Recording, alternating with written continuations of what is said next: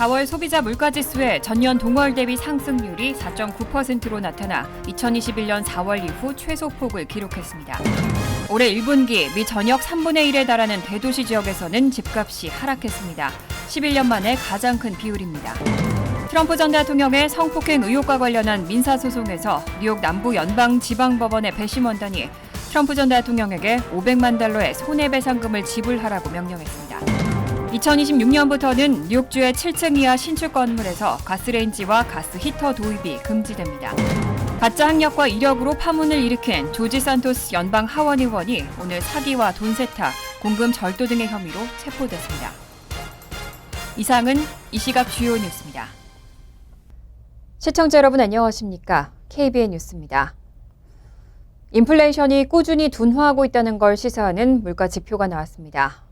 4월 소비자 물가지수의 전년 동월 대비 상승률이 4.9%로 나타나 2021년 4월 이후 최소폭을 기록했습니다. 하지만 아직도 물가가 매우 높기 때문에 안심하기는 이르다는 지적도 나왔습니다. 오늘 노동부는 4월 소비자 물가지수가 지난해 같은 달보다 4.9% 올랐다고 밝혔습니다. 지난 2021년 4월 이후 최소폭의 상승입니다. 지난 3월 5.0%보다 오름폭이 다소 줄어들었고 월스트리트저널이 집계한 전문가 전망치 5.0%도 소폭 하회했습니다. 전년 대비 소비자 물가지수 상승률은 지난해 6월 9%를 돌파한 이후 10개월 연속 둔화세를 이어갔습니다. 다만 전월 대비로는 0.4% 올라 지난 3월 0.1%보다 상승률이 확대됐고 전월 대비 상승률은 시장 전망치와 일치했습니다. 변동성이 큰 에너지, 식품을 제외한 근원 소비자 물가지수는 지난해 같은 달보다 5.5%, 전월보다 0.4% 각각 상승했습니다. 지난달 물가를 끌어올린 주범은 주택 임차료를 비롯한 주거비용이었습니다. 4월 주거비는 전월보다 0.4%, 지난해 같은 달보다 8.1% 각각 올랐습니다. 노동부에 따르면 지난달 주거비 상승은 전체 근원 소비자 물가지수 상승분의 60%를 차지했습니다. 이외 중고차 가격도 전월보다 4.4% 급등했습니다. 에너지 물가도 지난달 다시 상승했고 식료품 물가는 전월 대비로 2달 연속 변동이 없었습니다. 다만 에너지 물가는 러시아의 우크라이나 침공 초기였던 지난해 같은 달과 비교하면 7.7% 급락한 수준입니다.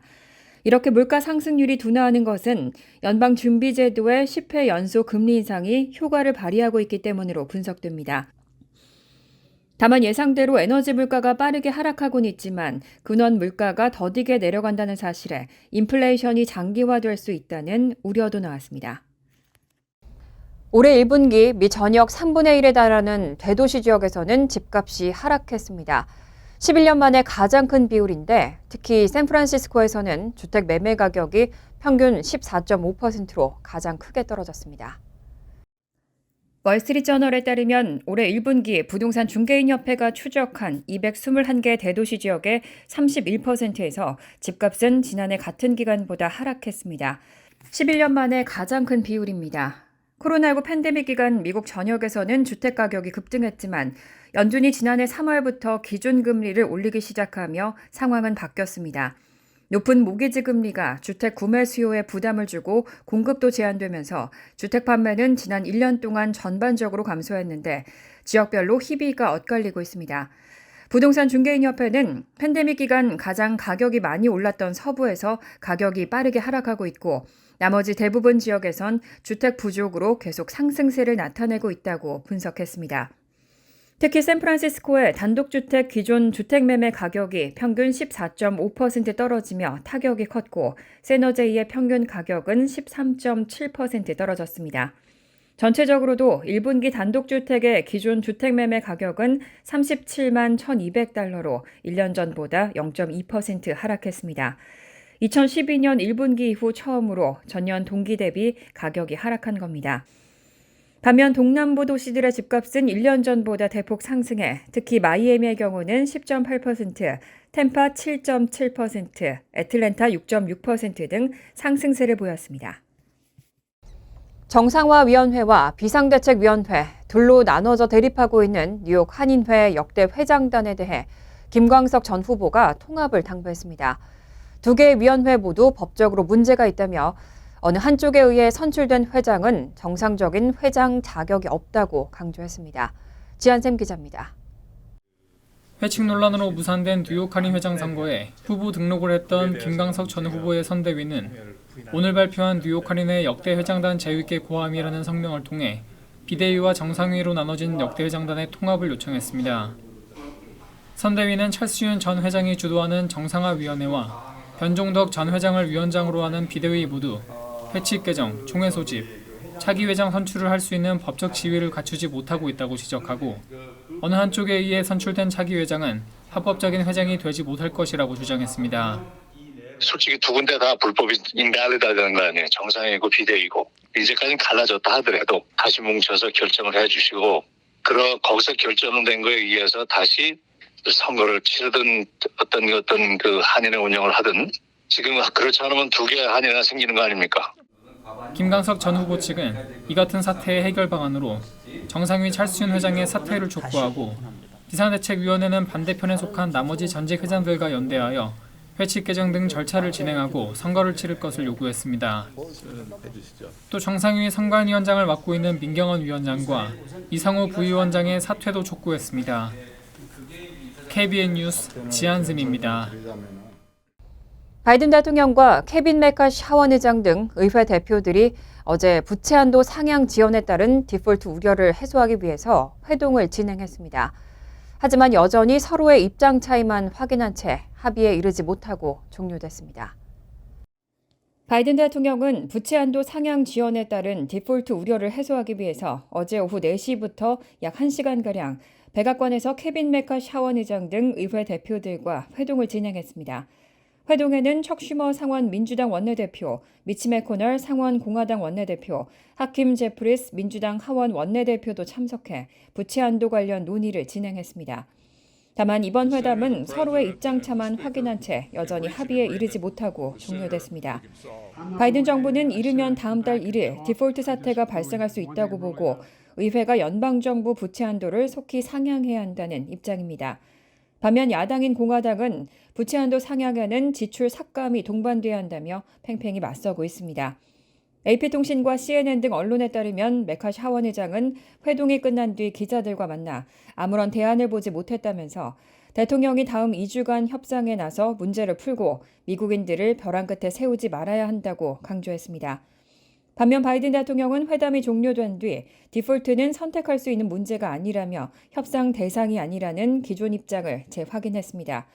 바이든 대통령은 의회 지도자들에게 예산과 지출 우선순위에 대한 별도 논의를 진행할 준비가 돼 있지만 디폴트 사태에 대한 협박 아래서는 아니라고 밝혔습니다.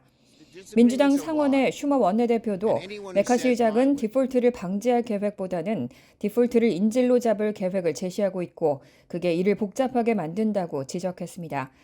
바이든 대통령과 메카시 하원의장 등은 오는 12일 재차 만나 추가 논의를 이어갈 계획입니다.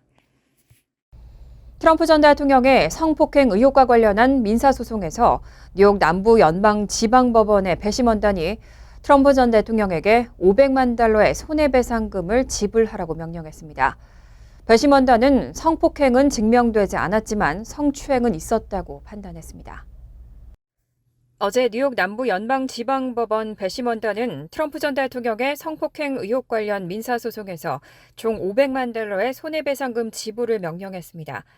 남성 6명, 여성 3명으로 구성된 배심원단은 트럼프 전 대통령이 원고 이진 캐럴을 성폭행했다는 주장에 대해서는 증명되지 않았다고 판단했습니다.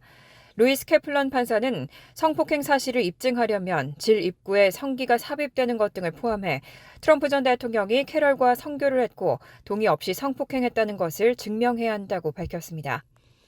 다만 배심원단은 트럼프 전 대통령의 성추행은 있었고 캐럴이 성폭행 의혹을 주장하는 과정에서 트럼프 전 대통령이 이를 거짓이라고 말해 캐럴의 명예를 훼손했다고 판단했습니다. 때문에 지불 명령을 받은 500만 달러에는 성추행에 대한 부분과 징벌적 손해배상금에 대한 부분 등으로 나뉩니다. 성추행으로 인해 피해를 입었다는 점과 관련해 200만 달러, 징벌적 손해배상금 2만 달러, 캐럴의 주장에 대해 명예를 훼손했다는 점과 관련해 270만 달러 등입니다. 한편 이번 재판 과정에서 배심원단의 신원은 판사와 변호사들에게조차 익명으로 처리됐습니다. 캐럴은 이날 판결 이후 미소를 지으며 자신의 변호인과 손을 잡고 법원 건물을 나섰습니다. 판결 이후 트럼프 전 대통령은 자신이 만든 SNS 트루스 소셜을 통해 자신은 이 여자가 누군지 전혀 모르고 이 판결은 불명예라며 역사상 가장 위대한 마녀 사냥의 연속이라며 항소하겠다고 밝혔습니다. 트럼프 전 행정부 시절부터 시행해왔던 타이틀 42 행정명령이 곧 종료됩니다. 뉴욕시는 이민자가 급증할 것에 대비해 임시 수용시설을 마련하느라 애를 쓰고 있습니다. 에릭 애덤스 뉴욕시장은 어제 오전 산하 기관장 긴급회의를 소집하고 이민자 급증에 대비해 임시 수용시설로 사용할 수 있는 공간을 신속히 찾아보라고 지시했습니다. 뉴욕시 간부들은 또 뉴욕시 부동산 단체의 대표자들과 경제인 단체인 뉴욕을 위한 파트너십에 도움을 요청하는 한편 뉴욕 JFK 국제공항을 관리하는 뉴욕 뉴저지 항만관리청에 공합 경락보를 임시 수용시설로 쓸 수 있는지를 타진하기도 했습니다. 뉴욕시는 4년째 공실로 있는 맨하튼의 유명 건축물 플랫 아이언 빌딩의 소유주에게도 건물을 임시 이민자 수용시설로 전환할 수 있냐고 문의했지만 소유주는 건물에 화장실도 없고 난방도 안 된다는 이유를 들어 거절한 것으로 전해졌습니다. 시는 맨하튼의 센트럴파크, 브루클린의 프로스펙트 파크, 퀸즈의 플러싱 메도우스 코로나파크 등 뉴욕시의 대형 공원을 비롯해 뉴욕 매치의 홈구장인 시티필드의 주차장, 에커덕트 경마장 등도 임시 수용시설 입지 후보군에 올렸습니다. 시내 위치한 군 기지와 현재는 폐쇄된 롱아일랜드 지역 킹스파크 정신병원, 그리고 시내 거리 일부를 막아 야영장으로 쓰게 하거나 크루즈선을 임대하는 방안도 물망에 올랐습니다. 하지만 뉴욕타임즈는 이런 긴급 방안에 대해 제안 중 대부분은 실행이 쉽지 않은 것들이라고 평가했습니다. 뉴욕시가 이렇게 이민자 유입 급증에 긴장하고 있는 것은 국경을 넘어온 불법 입국자를 즉시 추방하도록 한 타이틀 42 행정명령이 내일 종료될 예정이기 때문입니다. 뉴욕시의 경우 주요 도시 가운데 유일하게 주거권이 법으로 규정된 곳이어서 타이틀 42가 종료되면 주거지가 없는 이민자들이 몰려들 가능성이 큰 상황입니다. 뉴욕주가 새로운 탄소 중립 법안이 포함된 주 예산안을 통과시켰습니다. 2026년부터는 7층 이하 신축 건물에서 가스레인지와 가스 히터 도입이 금지됩니다. 뉴욕주 상하원을 장악하고 있는 민주당 의원들의 주도하에 지난 2일에는 새로운 탄소 중립 법안이 포함된 주 예산안이 통과됐습니다. 통과된 법안에 따르면 2026년 7월부터 뉴욕주 전역의 7층 이하 신축 건물에서는 가스레인지와 가스 히터 등을 사용할 수 없습니다. 해당 법안은 이후 2029년까지 고층 건물로 적용 범위를 확대할 전망입니다. 다만 병원이나 세탁소, 식당, 상점과 같은 대형 공업 또는 상업용 건물은 제외됩니다. 이 법안은 지난 1월 민주당 당원이자 소비자제품안전위원회 위원직을 맡고 있는 리처드 트럼카 주니어 의원이 가스레인지가 소아천식과 관련한 실내 오염의 중요한 원인이라고 발언한 이후 그 물살을 타왔습니다. 또 건물에서 사용하는 가스연료는 뉴욕주 전체에서 배출하는 온실가스의 진원지로 지목되기도 했습니다. 2022년 뉴욕주 환경보존부 통계에 따르면 건물에서 사용하는 가스연료는 뉴욕주에서 배출하는 전체 온실가스의 32%를 차지합니다. 이렇게 뉴욕주는 가스레인지 퇴출의 출발선을 끊었지만 다른 주들은 섣불리 따르지 못하고 있는 상황입니다. 공화당이 장악한 12개 이상의 주에서는 천연가스를 금지하는 것을 금지하는 선제 법안이 통과된 상태이기 때문입니다. 천연가스 산업의 경영진들 역시 해당 법안은 소비자들의 선택권을 빼앗는 악법이라고 일제히 비판하고 있습니다. 가짜 학력과 이력으로 파문을 일으킨 조지 산토스 연방 하원 의원이 오늘 사기와 돈 세탁, 공금 절도 등의 혐의로 체포됐습니다. 산토스 의원의 경력 대부분은 날조됐고 선거 자금을 이용해 사적인 명목으로 쓴 것으로 알려졌는데 모든 혐의가 인정되면 최대 20년 징역형이 선고될 수 있습니다. 가짜 학력과 이력으로 파문을 일으킨 조지 산토스 연방 하원 의원이 오늘 사기와 돈 세탁, 공금 절도 등의 혐의로 체포됐습니다. 산토스 의원의 각종 사기 의혹을 조사해온 뉴욕 동부 연방지방검찰청은 13개 혐의로 그를 기소한 직후 체포했습니다. 법무부는 모든 혐의가 인정될 경우 최대 20년의 징역형이 선고될 수 있다고 밝혔습니다. 공소장에는 산토스 의원이 선거 자금을 유용해 명품 옷을 사고 자동차 할부금을 납부한 혐의와 직장이 있으면서도 실업수당을 신청해 24,000달러를 부정 수급한 혐의 등이 기재됐습니다. 또 하원이 제출한 재산 공개 서류에 소득과 자산을 거짓으로 적어낸 혐의도 받고 있습니다. 브라질 이민자 2세인 산토스는 지난해 11월 뉴욕주 롱아일랜드와 뉴욕시 퀸즈 일부가 포함된 연방 하원 제3선거구에서 승리해 공화당 소속으로는 연방 의원에 당선된 첫 공개적 동성애자로 화제를 모았습니다. 하지만 뉴욕타임스가 산토스의 경력 대부분이 날조된 것이라는 의혹을 제기하면서 논란에 휩싸였습니다. 바루크 칼리지를 나왔다는 본인의 주장과 달리 대학을 아예 나오지 않았고 골드만삭스와 시티그룹에서 일했다는 이력 역시 허위로 드러났습니다. 또 동물 구호단체를 만들어 성금을 모은 뒤 가로챘다는 보도도 나왔고 지난 2008년 모국 브라질에서 훔친 수표를 사용한 혐의로 브라질 검찰에 사법조치 가능성도 제기됐습니다. 산토스는 각종 논란에도 사퇴를 거부하고 오히려 재선 도전 의사까지 천명했지만 이번 기소로 정치 생명의 위기를 맞았습니다. 최근 식당이나 상점 등에서 키오스크로 셀프 계산을 한 경우에도 팁을 남기겠냐는 자동 안내 메시지가 나오는 경우가 많습니다. 이럴 경우 이용자들의 상당수가 팁을 줘야 하는지 고민하게 되는데요. 고객들은 식당들이 셀프 계산을 통해 인건비를 절감하면서도 여전히 팁을 요구하고 있다며 불쾌감을 드러냈습니다. 월스트리트저널은 최근 식당이나 상점 등에서 키오스크로 셀프 계산을 한 경우에도 팁을 요구받는 소비자들 사이에서 불만이 터져나오고 있다고 보도했습니다. 보통 식당이나 카페 등지에서는 테이블 담당 종업원에게 통상 주문 금액의 15에서 20%를 봉사료 명목의 팁으로 남깁니다. 그런데 직원의 도움 없이 키오스크로 셀프 주문을 하고도 팁을 요구받는 것이 소비자들로서는 부당하게 느껴질 수밖에 없다는 겁니다. 요식업계 종업원에게 팁은 단순히 월급 외에 더 받는 수입을 넘어서 사실상 실질 임금에 해당합니다. 하지만 종업원의 서비스가 기계로 대체되면서 직원들이 마땅히 팁을 요구할 근거가 부족해지는 것도 부인할 수 없는 사실입니다. 월스트리트저널은 식당에서 키오스크로 셀프 계산을 한 경우에도 팁을 남기겠냐는 자동 안내 메시지가 나오는 경우가 있다며 이런 메시지는 일종의 감정적 협박이라고 지적했습니다. 그런데 소비자의 불만과는 달리 기업과 사업주는 이런 팁 자동 안내로 팁이 늘어나면 직원들의 급여를 올리는 데 도움이 된다는 입장입니다. 하지만 이와 관련해 일각에서는 고용주가 직원들의 임금을 직접 인상하는 대신 그 책임을 팁으로 둔갑시켜서 소비자에게 전가하고 있다는 비판도 나옵니다. 코넬대 호텔 경영대학원의 윌리엄 마이클 린 교수는 기업들이 이 기회를 활용하는 것이라며 적은 비용으로 추가 이익을 얻을 수 있다면 누가 원하지 않겠느냐고 반문했습니다. 간추린 소식입니다. 오는 6월 5일 출범하는 재외동포청 초대청장에 심윤조 전 새누리당 의원이 내정된 것으로 알려졌습니다.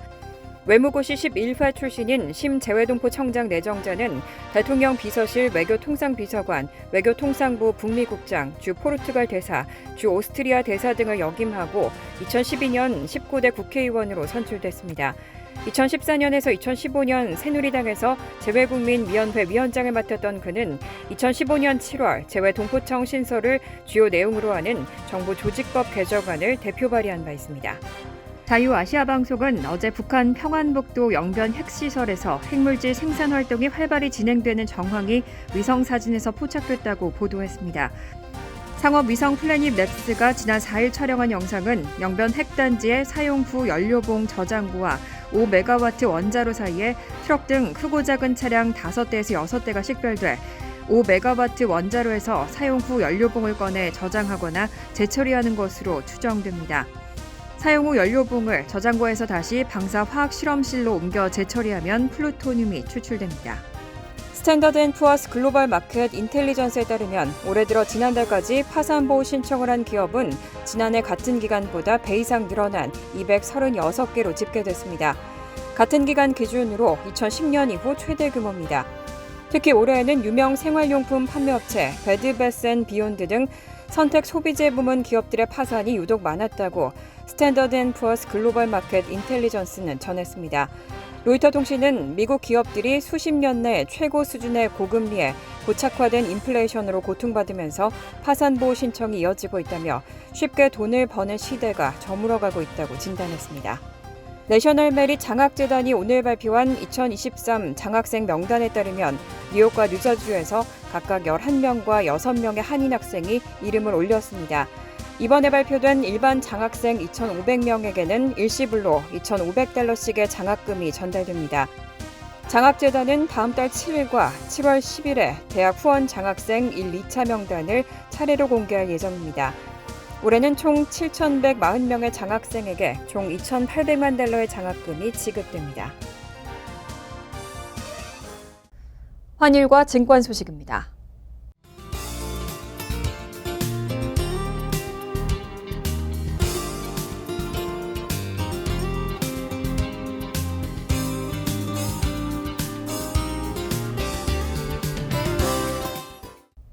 이어서 날씨입니다. 목요일은 화창하겠습니다. 낮 최고 기온은 81도, 섭씨 27도, 밤 최저 기온은 63도, 섭씨 17도로 예상됩니다. 금요일도 대체로 화창하지만 늦은 밤에는 소나기 내릴 가능성이 있습니다. 토요일은 흐린 가운데 소나기 내릴 가능성이 있습니다. 이상으로 KBN 뉴스를 마칩니다. KBN과 함께 즐거운 저녁 되시기 바랍니다.